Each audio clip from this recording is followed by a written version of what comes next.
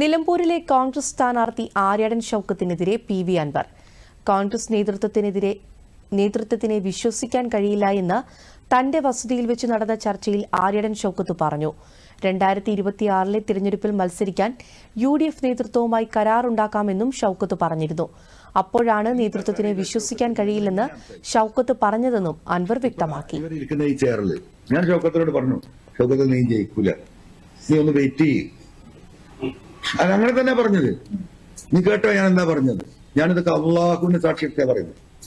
എന്റെ പ്രശ്നം അതല്ല. ഞാൻ എന്തുകൊണ്ട് നീ പരാജയപ്പെടുന്നു ഞാൻ കൃത്യമായി പറഞ്ഞു കൊടുത്തു. ഇന്ന വോട്ടുകൾ നിനക്ക് കിട്ടില്ല, അതുകൊണ്ട് ജോയ് മത്സരിക്കട്ടെ.